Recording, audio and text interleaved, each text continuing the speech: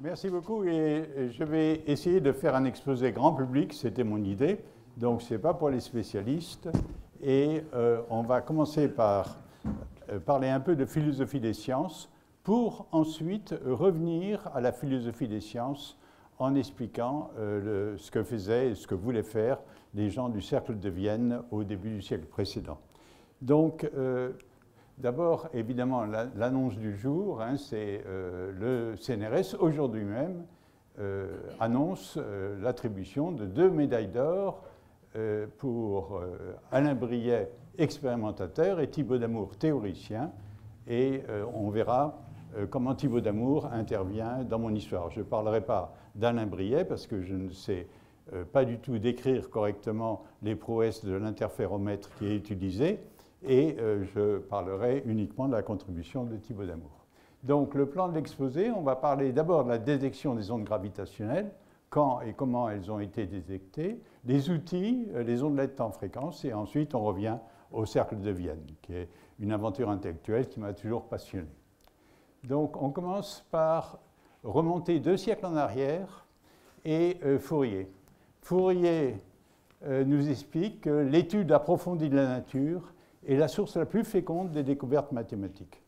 C'est le point de vue de Fourier en 1820. Fourier était un enthousiaste de Napoléon et on doit son œuvre scientifique en fait à la Restauration, à sa disgrâce de Fourier, donc n'ayant plus de rôle politique, n'étant plus préfet de l'Isère, hein, il était préfet de l'Isère, et eh bien, il nous a donné un héritage intellectuel qui finalement est aussi important que le travail extrêmement profond qu'il a fait en étant préfet de l'Isère. Aujourd'hui, Cédric Villani fait un peu la même chose. Un mouvement qui est tout à fait semblable. Alors, je lis ce texte que j'adore, c'est ce qu'on appelle le discours préliminaire. Si la matière nous échappe, comme celle de l'air et de la lumière, par son extrême ténuité, si les corps sont placés loin de nous dans l'immensité de l'espace, si l'homme veut connaître le spectacle des cieux pour des époques successives que séparent un grand nombre de siècles, si les actions de la gravité et de la chaleur s'exercent dans l'intérieur du globe à des profondeurs qui seront toujours inaccessibles, l'analyse mathématique peut encore saisir les lois de ces phénomènes. Elle nous les rend présents et mesurables et semble être une faculté de la raison humaine destinée à suppléer à la brièveté de la vie et à l'imperfection des sens. Et ce qui est plus remarquable encore, elle suit la même marche dans l'étude de tous les phénomènes. Elle les interprète par le même langage, comme pour attester l'unité et la simplicité du plan de l'univers et rendre encore plus manifeste cet ordre immuable qui préside à toutes les causes naturelles. Donc voilà ce qu'écrivait Fourier il y a 200 ans. Et effectivement, ça a suscité des réactions irritées. C'est Jacobi, un très grand mathématicien allemand, qui, fou furieux, écrit à Legendre « Monsieur Fourier avait l'opinion que le but principal des mathématiques était l'utilité publique et l'explication des phénomènes naturels. Mais un philosophe comme lui aurait dû savoir que le but unique de la science, c'est l'honneur de l'esprit humain, et que sous ce titre, une question de nombre, ça veut dire de théorie des nombres, d'arithmétique, vaut autant qu'une question du système du monde. » Alors c'est très curieux, le point de vue de Jacobi a été repris très récemment, enfin pas très récemment, il y a une quarantaine d'années, par Dieudonné, qui a écrit un livre qui s'appelle « L'honneur de l'esprit humain », où il défend les mathématiques pures et où il a une thèse très controversée en disant que les mathématiques grecques, c'était sublime, que le système de numérotation arabe, c'était déjà des mathématiques appliquées, et un de ses collègues, Godement, renchérissait en disant « Il n'y a pas de mathématiques pures et de mathématiques appliquées, il y a des mathématiques pures et des mathématiques serviles. » Ce qui montre que le débat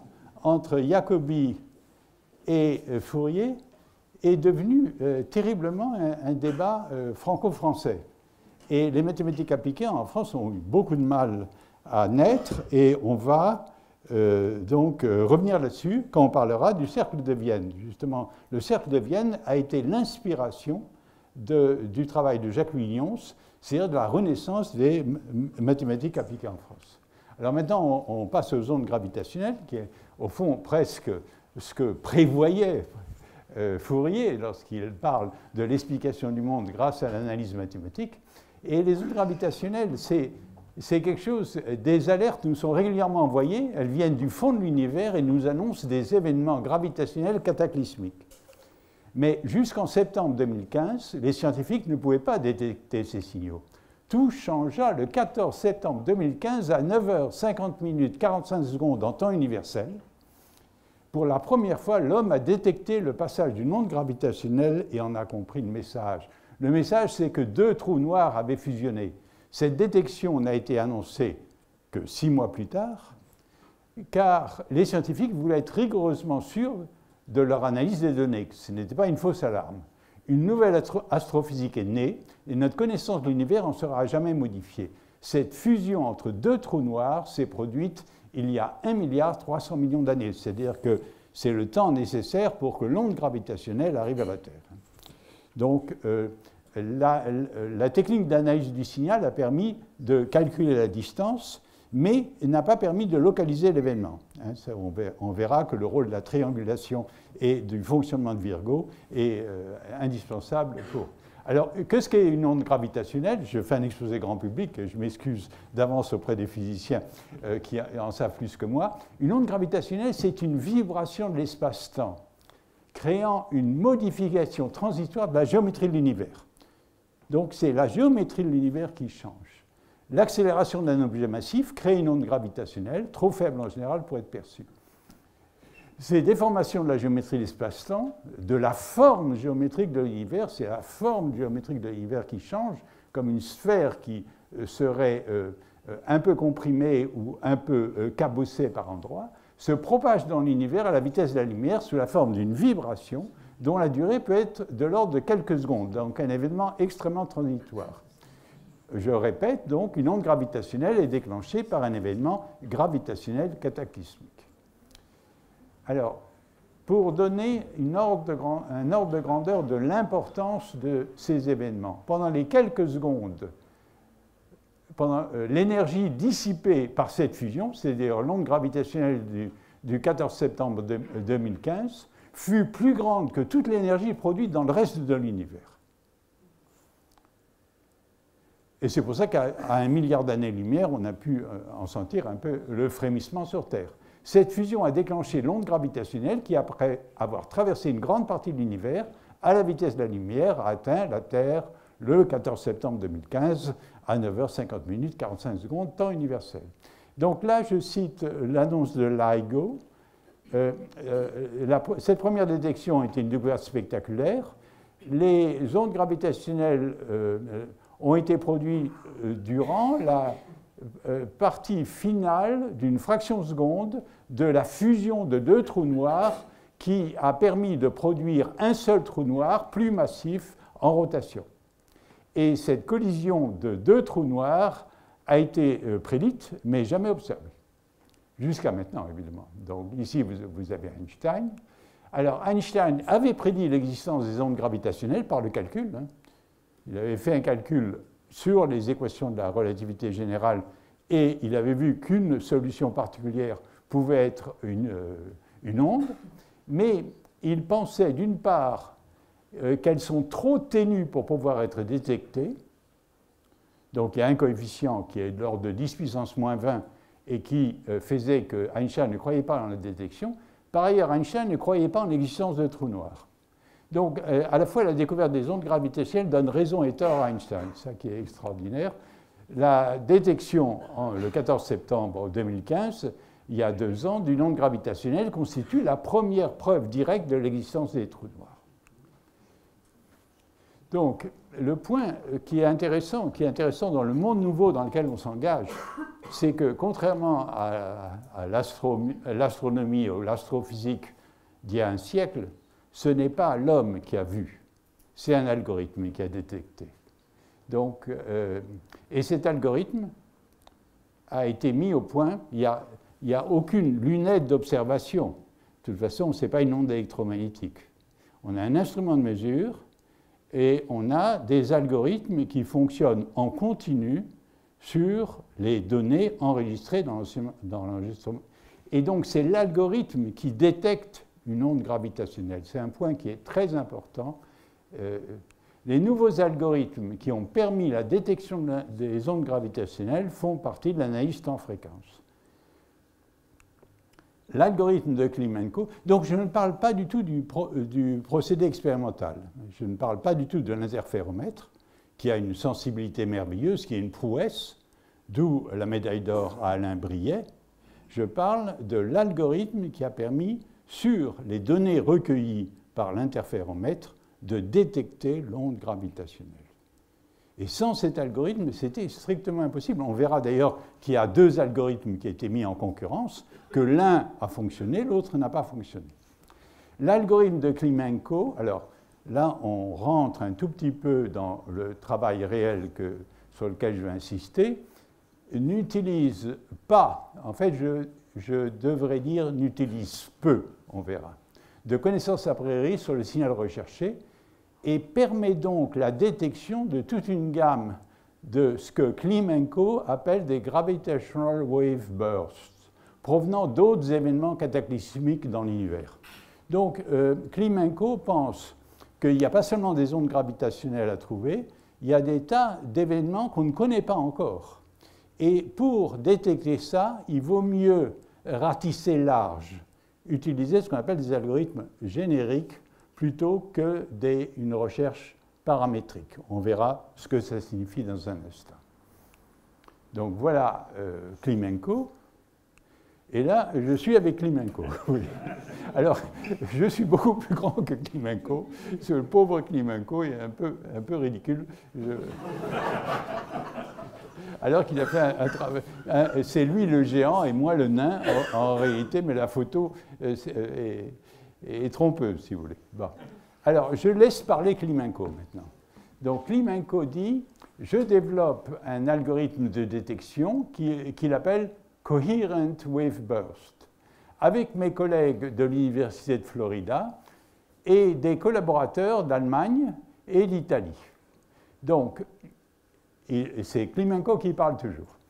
Le 14 septembre 2015, l'algorithme Coherent Wave Burst qu'il a mis au point a découvert, c'est l'algorithme qui a découvert, hein, j'insiste bien, vous voyez, le physicien est remplacé par l'algorithme aujourd'hui, a découvert un signal, donc on est rentré dans le monde numérique, hein, on est obligé de l'admettre, on ne peut pas protester sans monde numérique, pas d'onde gravitationnelle, rien. Donc, a découvert un signal qui provient de la collision de deux trous noirs. Et cette découverte a été faite 3 minutes après que les données ont été obtenues des instruments LIGO. Alors le fait que le calcul soit presque en temps réel est extrêmement important pour pouvoir pointer les télescopes. Et là, discussion à deux, on sait pourquoi c'est tellement important maintenant. Parce qu'on veut associer évidemment la détection d'ondes gravitationnelles à d'autres choses qui se passent dans l'univers. Alors, on va voir qu'en septembre 2015, ce n'était pas possible. Aujourd'hui, ça va être possible et je vais expliquer pourquoi. Alors, c'est toujours Klimenko qui parle. Le point essentiel de Coherent Wave Burst, de cet algorithme, c'est qu'en utilisant des ondelettes, il explore la structure temps-fréquence des données et trouve un signal dans la bande de fréquence de LIGO sans restriction sur une source particulière parmi celles qu'on veut rechercher. Donc il insiste toujours sur l'aspect générique de son algorithme qui pour lui est très intéressant. Donc nous entendons l'univers, entendons entre guillemets évidemment, et on va voir dans un instant que, et là on rejoint l'unité de la science qui était prévue par Fourier, on entend l'univers grâce à des algorithmes qui en fait ressemblent, mais comme deux gouttes d'eau, on va voir pourquoi, à ceux qu'on emploie depuis la fin des années 80 dans le son numérique Dolby, qu'on trouve dans tous les films récents. Donc, et dans votre iPhone, quand vous écoutez de la musique dans l'iPhone, vous utilisez le même type d'algorithme que Klimenko utilise dans la détection des ondes gravitationnelles. C'est un point que Fourier appelle ça l'unité de la science et de même le cercle de Vienne. Alors, ceci n'est pas du tout une métaphore. Hein. Vous allez voir que les mathématiques sont les mêmes. Donc, alors, une chose complètement extraordinaire. La NSF avait construit à la fin des années 90 deux observateurs géants, séparés de 3000 km. L'un à Hanford, situé près de Seattle, État de Washington, l'autre Livingston, est situé en Louisiane. Ces observateurs ont fonctionné pendant 8 ans sans détecter la moindre onde gravitationnelle. Que fait la NSF? Elle ne coupe pas les crédits, elle les multiplie par 10.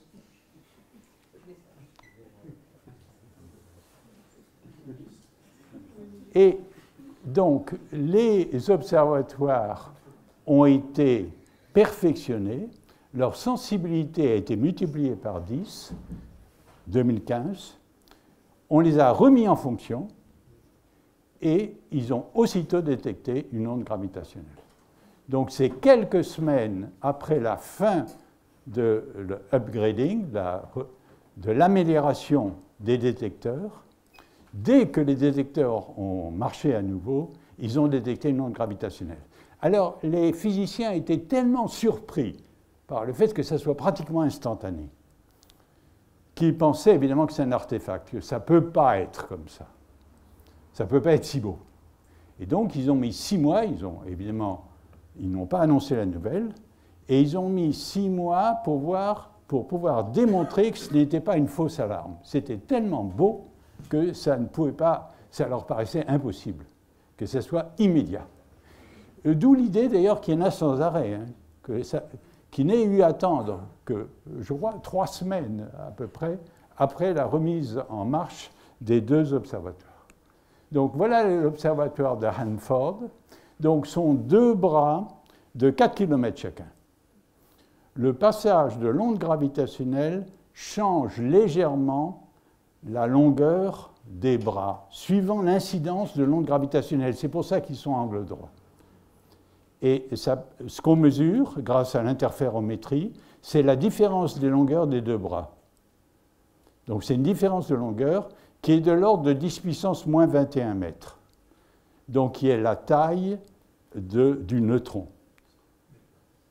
Donc la différence de longueur, c'est pour ça que la prouesse technologique de la mesure est complètement prodigieuse. On mesure une différence de longueur qui est de l'ordre de la taille du neutron par interférométrie. Donc c'est pour ça que les physiciens qui ont travaillé sur le procédé interférométrique méritent aussi la médaille d'or, hein, parce que c'est complètement extraordinaire. Donc le deuxième observatoire a aussi 2 bras rectangulaires. Il y en a un qu'on voit juste en partie. Il est à Livingston, dans l'État de Louisiane, et il recueille les mêmes données et il fait les mêmes mesures de différence entre les 2 longueurs. Donc voilà un morceau de signal mesuré par Hanford et Livingston. C'est absolument du bruit blanc. C'est vraiment, on ne voit pas une signature particulière d'un événement particulier. C'est du bruit blanc faiblement modulé. Cette modulation faible n'a aucune signification pour notre propos. Alors, la détection. Maintenant, on rentre dans la détection, et c'est là que c'est extraordinairement subtil. Compte tenu du fait que le rapport signal sur bruit est de l'ordre de 1 millième, le bruit est 1000 fois supérieur ou 10 000 fois supérieur au signal, donc c'est des conditions où un traiteur de signaux classique dirait la recherche est absolument impossible. C'est comme une conversation entre deux personnes qui manifestent contre les lois Macron et au milieu des hurlements de la foule, 2 personnes qui discutent l'une avec l'autre à voix basse, qui participent à la manifestation. Si on demande d'extraire les hurlements de la foule pour détecter la conversation entre ces 2 personnes, c'est impossible. La recherche des ondes gravitationnelles, c'est le même type de problème. Un signal minuscule dans un bruit phénoménal. Mais on connaît les propriétés statistiques du bruit. C'est-à-dire le bruit, il est phénoménal, mais on le connaît. Et on connaît les fréquences du bruit, les bandes de fréquences, donc on peut commencer à soustraire le bruit. Mais une fois qu'on a soustrait le bruit, il y a encore des bruits informatiques qui s'appellent des glitches et qui ont au niveau, ça je cite les experts, en l'occurrence Éric Chassan de Motin, qui était le chef de l'équipe traitement du signal dans laquelle travaillait Klimenko, dans le projet LIGO. Éric Chassan de Motin est à Paris 7 au laboratoire d'astrophysique. Donc, les bruits informatiques appelés glitches ont des signatures en temps de fréquence, on verra ce que ça signifie, qui sont très semblables à des ondes gravitationnelles. Et là, c'est ça qui peut créer les fausses alarmes. Alors, c'est pour ça que les deux observatoires étaient complètement indispensables. Parce qu'évidemment, un glitch qui se produit à Hanford n'a aucune raison de se produire exactement au même moment à Livingston. Donc, c'est en faisant un matching entre les signaux observés à Hanford et Livingston qu'on peut éventuellement nettoyer les fausses alarmes dues à ces bruits informatiques. Donc, qu'est-ce qu'on fait? La méthode est extrêmement subtile. On va utiliser donc une représentation en aveugle, une représentation temps-fréquence du signal qui est un peu adaptée à ce qu'on cherche. Alors on verra, on va passer tout de suite à Thibaut Damour et on verra ce que Thibaut Damour nous dit comme renseignement sur la nature probable du signal. Donc on prend une représentation temps-fréquence du signal adapté et on fait ça pour Hanford et Livingston et on compare les résultats en faisant toutes les translations temporelles qui correspondent au décalage temporel entre la réception de l'onde gravitationnelle dans les deux observatoires. Donc on ajuste la translation de façon qui est la corrélation la plus forte entre les signaux débruités et déjà représentés dans le plan temps-fréquence. Et donc si on obtient quelque chose de significatif, je vais vous montrer les images tout de suite, on sait que c'est avec une très très grande probabilité une onde gravitationnelle parce qu'il est complètement improbable qu'un même glitch se soit produit exactement avec le décalage temporel qui correspond à la vitesse de la lumière. Néanmoins, en lisant les articles qui ont été publiés, les articles de la découverte, il est clair qu'il n'est pas totalement exclu que par le plus grand des hasards, un glitch se soit produit juste avec le bon décalage temporel. Si bien que la conclusion de l'article, c'est qu'avec une probabilité supérieure à 99,95%, on a détecté une onde gravitationnelle. La partie statistique du travail est extrêmement importante.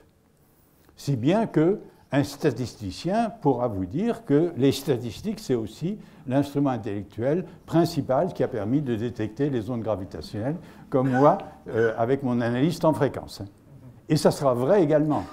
Donc ça correspond à la philosophie du cercle de Vienne, que la science contemporaine, c'est un orchestre où chacun joue sa partition, et c'est uniquement ça qui fait la musique qu'est la science, et que chaque personne individuelle ne pourrait pas obtenir à elle seule ces résultats. Donc, alors, ça c'est le signal observé à gauche à Hanford, rouge en haut à gauche. En bas, c'est le signal théorique. Mais le signal théorique n'a pu être calculé qu'une fois qu'on a connu les masses des trous noirs, etc. Il est calculé a posteriori. Mais on voit que ce n'est pas si loin du signal observé. Donc le calcul ne pouvait pas être fait a priori. Le fait que ça soit un chirp, un chirp, c'est-à-dire un signal modulé en fréquence qui va des graves vers les aigus, sera expliqué par les calculs de Thibaut Damour. Mais les paramètres du chirp ne pouvaient être connus qu'après la détection. Alors, à droite, en haut à droite, c'est la comparaison, le matching entre le signal observé à Livingston, en bleu, et le signal observé, mais décalé temporel et renversé, à Hanford. Donc on voit que le match est assez bon. Et en bas, c'est le signal calculé une fois qu'on connaît effectivement les masses, et on s'aperçoit qu'il n'y a pas très loin du signal observé au signal calculé. Bon. Donc, là, j'explique juste ce qu'on vient de voir. Voilà. Alors, Thibaut d'Amour. Venons-en à Thibaut d'Amour. Alors, Thibaut d'Amour était parti de l'hypothèse que les ondes gravitationnelles seraient générées par la coalescence de deux étoiles à neutrons. Il n'avait pas pris l'hypothèse des trous noirs. Deux étoiles à neutrons tournant l'une autour de l'autre, et à la fin, l'une tombe sur l'autre, et au moment de ce qu'on appelle la coalescence, ça déclenche une onde gravitationnelle. Donc il avait fait le calcul, et il avait obtenu cette forme analytique. T0, c'est le moment de la catastrophe, la coalescence, les deux étoiles tombent l'une sur l'autre. T moins T0 à la puissance moins alpha, ça veut dire que l'amplitude augmente, parce que l'exposant est négatif, moins un quart. Et vous avez un cosinus, mais ce n'est pas du tout un terme linéaire, vous voyez, c'est un terme non linéaire avec un exposant bêta. Oméga est une grande constante. Alors, ce type de signaux s'appelle des chirps. Ce n'est pas des ondes au sens d'une enveloppe et cosinus oméga t plus phi. Il y a un aspect non linéaire qui fait que la fréquence va augmenter quand on s'approche du moment de la coalescence. Ça va des graves vers les aigus, comme un Doppler. C'est comme une voiture qui passe dans les courses de voitures, vous avez, etc. Alors, la merveille, c'est que donc, Thibaut d'Amour nous dit, voilà le type de signaux qui, dans le cas particulier d'étoiles à neutrons, doit être détecté. La valeur de oméga, évidemment, les valeurs des constantes ne sont pas connues, et c'est un cas tout à fait particulier. Donc voilà la forme analytique du signal calculé d'après la formule qui précède. Donc vous voyez, ça ressemble beaucoup à ce qui a été enregistré par les deux détecteurs. Donc, ce qui est beau dans cette aventure, c'est que les chirps existent dans la nature. En anglais, c'est le chant modulé d'un oiseau. Les chirps sont utilisés par les animaux pour s'orienter et communiquer. Les oiseaux, les grenouilles, les baleines émettent des chirps. Une espèce particulière de chauve-souris, Eptesicus fucus, utilise un sonar basé sur l'émission de chirps. Donc, disons, le type de traitement du signal basé sur les chirps existait au moment où cette grande aventure a commencé. Alors, donc, qu'est-ce qu'on cherche? Je reprends la recherche d'ondes gravitationnelles. Donc, la déformation des longueurs des deux bras n'est perceptible qu'au moment précis où l'onde gravitationnelle rencontre le détecteur. L'espace-temps se déforme pendant quelques secondes. La déformation des longueurs des bras de l'interféromètre ne dépasse pas le 10 millième du diamètre du proton. Donc, c'est encore beaucoup plus petit que le diamètre du proton. Donc, c'est encore beaucoup plus effrayant. C'est 10 puissance moins 21. Cette déformation est une fonction du temps. Le signal observé n'est pas cette déformation. Elle est corrompue par un bruit mécanique dont les propriétés statistiques sont connues, bruit thermique et glitches. Ce bruit est 1000 fois plus grand que le signal recherché. Klimenko devait donc détecter un événement qui a toutes les chances de passer totalement inaperçu. Alors, maintenant, il y a une aventure passionnante sur le plan intellectuel. C'est qu'il y a eu deux équipes. Tu arrives, Marc, au moment passionnant. Excusez-moi. Donc, là, c'est là que ça devient passionnant. Marc arrive, c'est là que ça devient passionnant. Une aventure intellectuelle passionnante. Il y avait deux techniques possibles. Il y avait la technique générique qui consistait à ratisser large, qui a été employée par Klimenko, en ne faisant pas usage de la forme explicite trouvée par Thibaut d'Amour. En disant, on va simplement chercher des signaux qui sont modulés en fréquence, c'est-à-dire qui passent des graves vers les aigus, sans se concentrer sur une forme particulière de loi de modulation et en ratissant le plus large possible. ou bien utiliser l'approche inverse, le filtre adapté. Thibaut Damour nous dit ce qu'il faut chercher, on prend cette formule explicite, on la dilate dans tous les sens, on change tous les paramètres et on regarde toutes les corrélations entre un morceau du signal recueilli par les deux observatoires et ces templates qui sont fournis par Thibaut Damour. Alors, de façon, donc, comme le directeur de l'équipe traitement du signal était dans le projet LIGO, Éric Chassan-de-Motin, qui est au CNRS à Paris 7.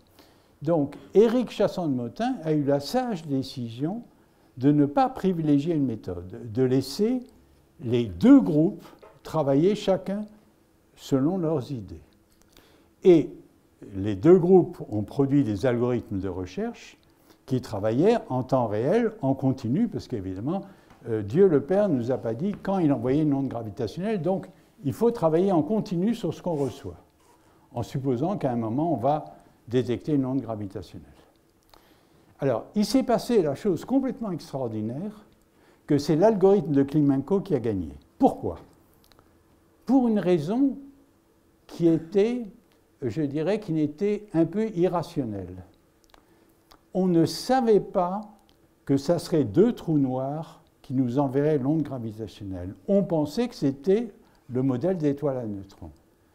Si bien que les gens de la méthode du filtre adapté ont réglé une plage de paramètres, 100 000 ou je sais pas, 1 million de valeurs possibles numériques pour les paramètres, en regardant les choses probables dans le cas d'étoiles à neutrons.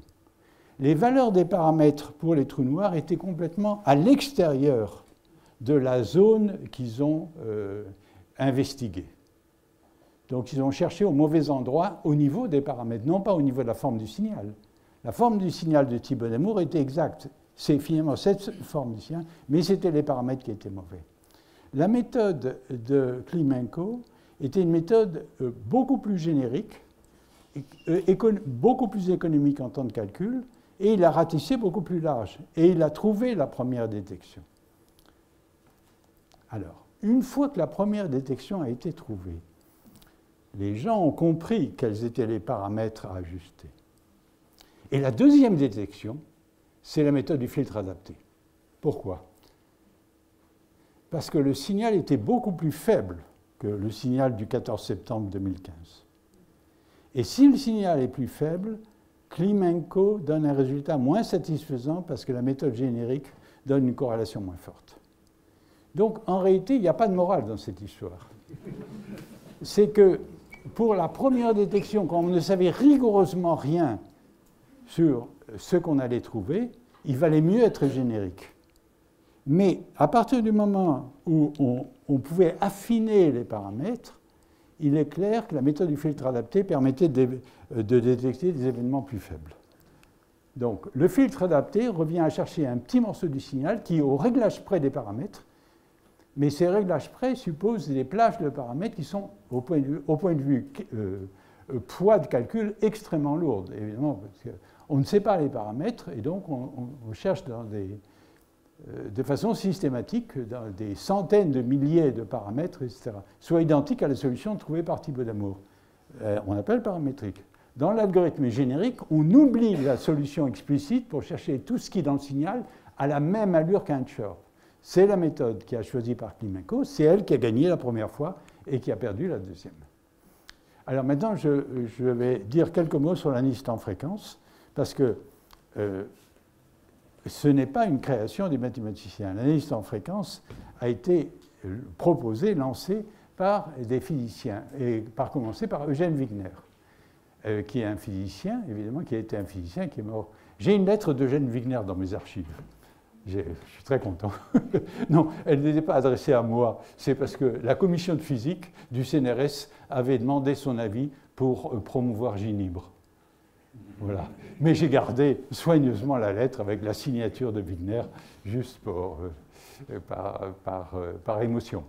Alors, développé par Denis Gabor, qui est un autre physicien, qui est un physicien hongrois qui s'est réfugié en Angleterre pendant la guerre et qui a eu le prix Nobel de physique pour l'invention de l'holographie, et Kenneth Wilson, qui est un troisième physicien qui vient de mourir, qui a eu le prix Nobel pour la théorie de la renormalisation.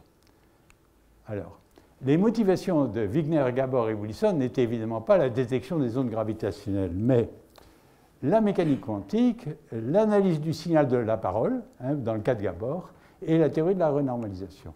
Du côté des mathématiciens, les mathématiciens sont arrivés beaucoup plus tard, hein, comme souvent, ce que les physiciens leur reprochent. L'analyse temps fréquence s'appelle l'analyse microlocale. Elle concerne la mécanique quantique, la géométrie riemannienne, les équations des partiels. Donc Eugène Wigner, un peu coupé, Denis Gabor et Kenneth Wilson. Alors, le mathématicien Jean Wille, en 1945, a adapté les idées de Wigner à l'analyse temps fréquence des signaux acoustiques. En France, on appelle ça la transformée de Wigner-Wille, les Américains appellent ça la transformée de Wigner. Alors, plus près de nous, on trouve Bernard Escudier, que j'ai beaucoup connu et admiré à Lyon, qui a passé une grande partie de sa vie à étudier le sonore de la chauve-souris, et son disciple Patrick Flandrin. Donc, Éric Chassan de Motin, qui était le supérieur hiérarchique de Klimenko, et aussi de l'équipe qui utilisait la méthode du filtre adapté, a été l'élève de Flandrin. Donc ici, vous avez Bernard Escudier qui imite une chauve-souris. Ici, vous avez Patrick Flandrin, qui est professeur, enfin qui est au CNRS à l'ENS de Lyon. Et voilà. Donc, que sont les atomes temps-fréquence? Donc là, je vais aller assez rapidement compte tenu du temps qui m'est alloué. Les atomes temps-fréquence, vus par Gabor, ont été modélisés pour imiter des notes de musique. L'idée, c'est la musique, c'est un ensemble de notes jouées successivement. Donc, si on veut modéliser de façon assez souple un signal de parole, pourquoi pas s'inspirer de ce que font les musiciens. Donc, Denis Gabor a affirmé dans un très beau papier paru en 1951, écrit en français, hein, que j'ai dans mon bureau, que tout signal acoustique ou autre peut s'écrire comme une combinaison linéaire d'atomes temps-fréquence. Les atomes temps-fréquence proposés par Gabor sont décrits dans les pages suivantes. Donc, ça, c'est un atome, une gaborette. Vous avez une enveloppe gaussienne et dedans, vous faites vibrer avec une note bien définie, une fréquence bien définie, un cosinus ou un sinus. Les gaborettes, les atomes temps-fréquence proposés par Gabor, sont les fonctions du type g de t moins k, exponentielle de pi mt, k et m étant des entiers, g est une gaussienne. Gabor pensait qu'on pouvait tout représenter, tout signal de parole, par une combinaison linéaire de ces bêtes-là. Il se trompait, comme l'ont montré deux physiciens, Francis Lowe et Roger Balian. On appelle ça le théorème de Lowe-Balian. Donc Kenneth Wilson a proposé une façon de s'en sortir, une modification des gaborettes qui permet de s'en sortir. Donc la première base orthonormée d'atomes temps-fréquence a été construite en 1990 par Stéphane Jaffard, Jean-Alain Journet et Ingrid Debuchy en suivant la suggestion de Wilson. Donc c'est ça que Klimenko utilise. Hein. Donc ce détour, c'est pour arriver pile. Donc c'est cette construction. Ils n'ont pas, Jaffard, Journet et Debuchy ne l'ont pas construite pour analyser les ondes gravitationnelles. Ils l'ont construite pour montrer que Kenneth Wilson, c'est d'ailleurs Ingrid qui a fait le lien entre Kenneth Wilson et nous, et donc pour montrer que Kenneth Wilson avait raison, vous voyez, pour montrer que les physiciens avaient une intuition générale. Voilà Ingrid Debuchy, voilà Stéphane Jaffard, et voilà Jean-Alain Journet qui nous dit au revoir et qui maintenant qui est décédé l'an dernier. Alors, les atomes temps-fréquence qui sont utilisés dans l'algorithme de Klimenko, il y a une enveloppe qui n'est plus gaussienne. Vous avez le décalage très astucieux qui a été proposé par Kenneth Wilson. Et donc, la modulation est évidemment fournie par l'entier L. La position est fournie par K. Le rôle de L est d'entrer en résonance avec les oscillations du chirp, c'est-à-dire de suivre l'évolution fréquentielle, la dynamique fréquentielle du chirp. On déplace par K l'enveloppe, la fenêtre, une fenêtre glissante, et chaque fois on essaie d'attraper la fréquence instantanée du chirp en optimisant la valeur de L. Donc on montre mathématiquement que les chirps ont une représentation qu'on appelle parcimonieuse dans ce type de base, c'est-à-dire une représentation où il y a peu de coefficients qui sont importants et la plupart des coefficients sont négligeables, ce qui permet une extraction du bruit adaptée. Donc, ces bases orthonormées, précisément, sont un des instruments qu'utilise Klimenko pour détecter les chirps dans le signal enregistré par LIGO. Alors, ce qui est complètement extraordinaire, c'est que, indépendamment des travaux précédents, et exactement en même temps, un mois après, deux traiteurs de signaux, Enrique Malvar, qui est un Brésilien, et Martin Vetterli, qui est un Suisse, ont élaboré la Modified Discrete Cosine Transform, qui est utilisée dans le son numérique Dolby. Ça, c'est Martin Vetterli. Alors, maintenant, juste une remarque finale sur Klimenko. On voit que dans les bases orthonormées que j'ai proposées, la translation, la fenêtre glissante est translatée par une unité K, une unité de temps. Donc, comme on ne savait pas au départ la durée de l'onde gravitationnelle, Klimenko a utilisé une analyse surabondante où on fait un zoom, c'est-à-dire un changement d'échelle, et on utilise la base orthonormée de Jafar-Journet et d'Obuchi, mais on l'a fait passer à des vitesses différentes. C'est-à-dire que la gamme d'échelle va de 1 à 10 puissance 4, c'est parce qu'on ne savait pas de nouveau la durée de l'événement qu'on cherchait. Donc, maintenant, le cercle de Vienne, qui est une aventure intellectuelle qui me passionne. Donc, comme on l'a vu dans cet exposé, l'interaction entre les mathématiques, la physique et le traitement du signal a été la base du succès de Klimenko. Cette interaction fait partie d'un programme scientifique qui a été proposé au début du siècle dernier par le cercle de Vienne. Le cercle de Vienne se proposait, 1907-1934, se proposait d'unifier la science.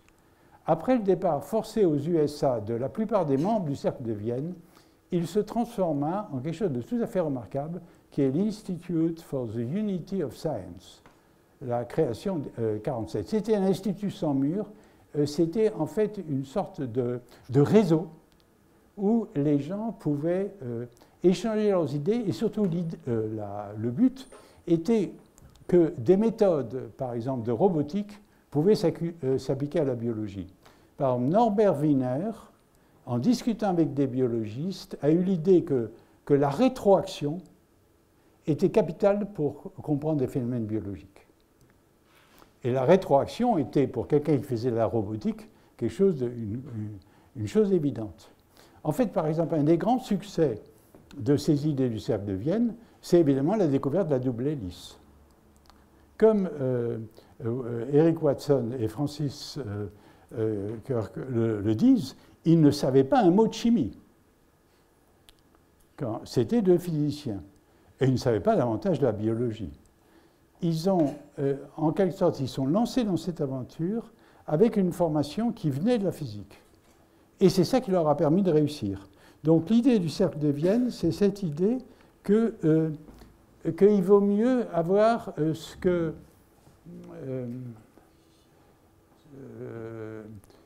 qu'on appelait le regard d'à côté.